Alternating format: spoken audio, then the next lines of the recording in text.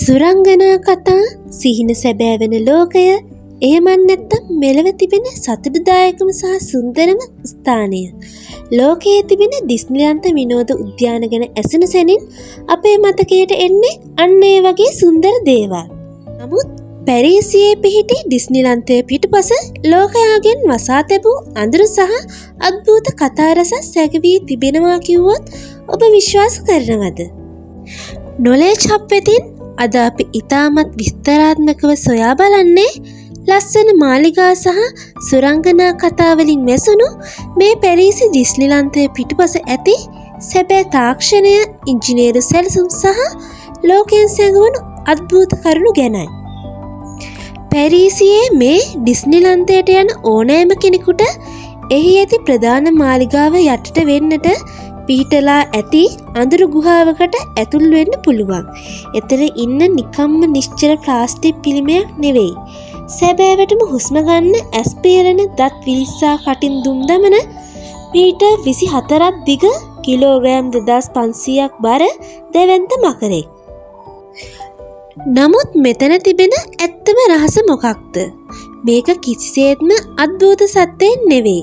මේක ඩිස්නි සමාගම සතු ඉහළම තාක්ෂණික නිපැයුමක් වන රොබෝ තාක්ෂණයයි. 1992 වසරේදී පැරිසි ඩිස්නිලන්තය විවෘත කරන විට ලෝකයේ නිර්මාණය කරපු විශාලතම සහ සංකීර්ණම රොබෝ සත්වයා වුණේ මෙන්න මේ මකරා. මේ රොබෝවරයා ක්‍රියාත්මක වෙන්නේ ඇතුළතින් සවිකර ඇති ඉතාමත් සංකීර්ණ වායු සහ ද්‍රව පීඩක පද්ධති මගින්. පරිගණක වැඩසටහනක් කරහා මේ චලනයන් සජීවී සහ බියජනක ලෙස පාලනය කෙරෙනවා. ප්‍රංශයේ සැබෑ ඉතිහාසගත ලස්සනම මාලිගා ඕනෑ තරම් තිබෙන නිසා සංචාරකීන්ට වෙනස්ම අත්දැකීමක් ලබා දීමට ඔවුන් කලාව සහ යාන්ත්‍රික ඉංජිනේරු විද්‍යාව එකතු කරලා කරපු අපූර්ව නිර්මාණයක් තමයි මේ මකරා.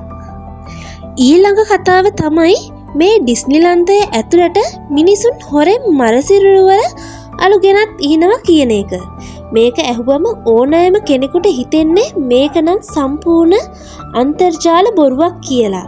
නමුත් ඔබට විශ්වාස කරන්න අපහසු වුණත් මේක ඩිස්නි සමාගම මුහුණ දෙන සැබෑ සහ ඉතාමත් බරපතල ප්‍රශ්නයක් බව නිල වශයෙන් තහවුරු වී තිබෙනවා. ලෝකයේ සිටින ඇතැම් දැඩි රසිකයින් මිය යන්න කලින් තමන්ගේ පවුලේ අයට පවසන්නේ තමන්ව ආදාහනය කළ පසු ඉතුරු වන අලු ඔවුන් වඩාත්ම ආදරය කළ මේ ඩිස්නිලන්තයේ භූතමාලිගාව හෝ මුහුදු මංකොල්ල කරුවන්ගේ කලාපය වැනි අඳුරු ක්‍රීඩා ඇතුළට හොරෙන් හලන ලෙසයි. මෙය කොතරම් නිතර සිදුවෙනවාද කියනවා නම් එහි සේවකයින් මේ සඳහා විශේෂ රහස් කේත නාමයක් පාවිච්චි කරනවා. යම් හේකින් සංචාරකයෙක් මෙවැනි දෙයක් කළහොත් සේවකයින් තම sannivedana උපකරණ හරහා විශේෂ පිරිසිදු කිරීමක් අවශ්‍ය බව පවසනවා.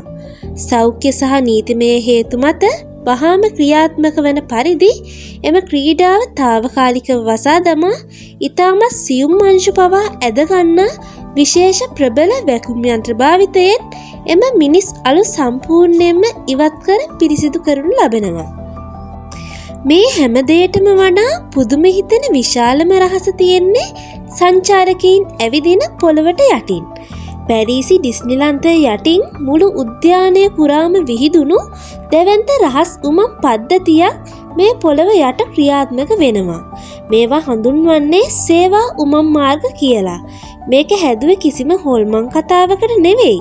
මිනිස්සුන්ගේ මනෝවිද්‍යාව සහ ඔවුන් ලබන වින්දනය ආරක්ෂා කරන්නයි. දිනක් මෙම උද්‍යානයේ නිර්මාතෘවරයා දුටුවා අනාගත ලෝකය නිරූපණය කරන කලාපයේ වැඩ කරපු අභ්‍යවකාශ ඇඳුමක් ඇඳගත් සේවකයෙක් තමන්ගේ සේවා මුරය අවසන් වී පැරණි ගම්මාන කලාපය මැදින් ඇවිදගෙන යනවා. එයින් එතන තිබූ සුරංගනා ලෝකයේ සැබෑ හැඟීම සම්පූර්ණයෙන්ම බිඳී ගියා.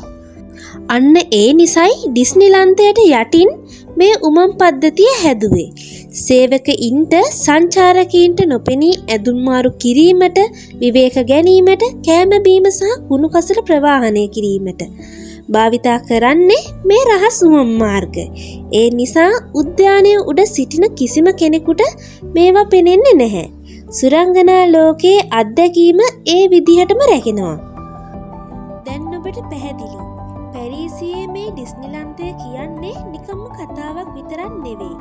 මිනිස් මනෝවිද්‍යාව, උපරිම තාක්ෂණය සහ ඉංජිනේරු විද්‍යාව එකතු කරලා හදපු සැබෑ ලෝකයේ විශ්මිත නිර්මාණයක් කියලා. මෙවැනි ලෝකයේ වටා ඇති අద్භූත විද්‍යාත්මක සහ තාක්ෂණික තොරතුරු සරලව සිංහලෙන් දැනගන්න නොලෙජ් හබ් අපේ channel එක අදම subscribe කරලා තියාගන්න. මේ වීඩියෝ ගැන ඔබේ අදහස් පහලින් කමෙන්ට් කරන්න. ඊළඟ වීඩියෝවෙන් නැවත හමු වෙමු. ඔබ සැමට සුබ දවසක්.